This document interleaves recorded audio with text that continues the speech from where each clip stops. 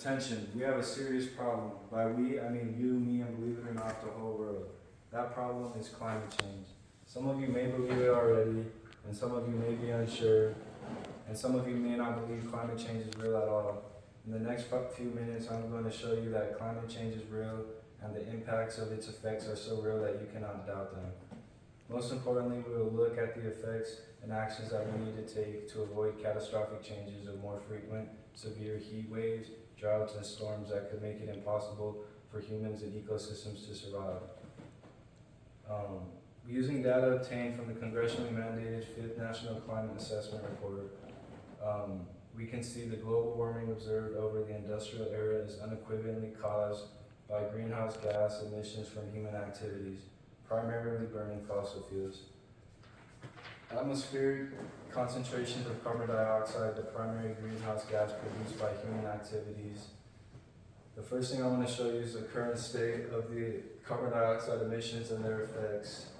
As we can see, the carbon dioxide levels have risen significantly over the course of 50 years, showing us today how much carbon dioxide we are putting in the air from emissions and things that we are doing. This shows the temperature levels. The gray line is the levels before 2022. Before 2000, and you can see the levels have the temperatures have risen significantly over the years. This is the ocean heat, the surface of the ocean. This one has also risen very significantly over the years due to climate change. This is Go back.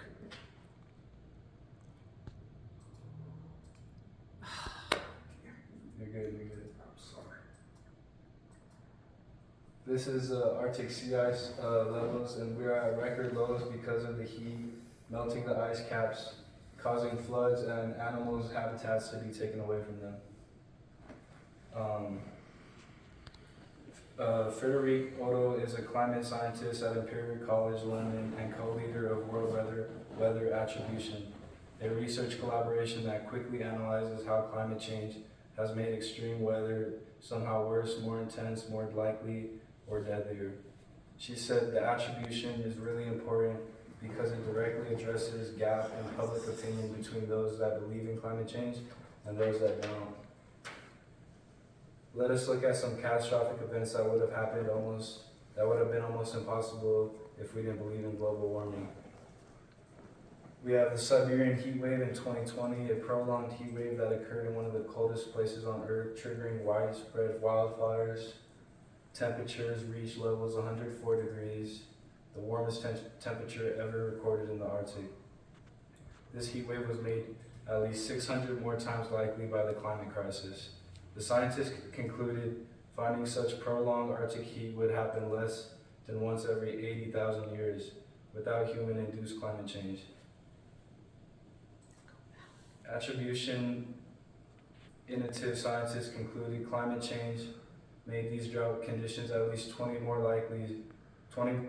more likely. The soaring temperatures would have been virtually impossible without climate change.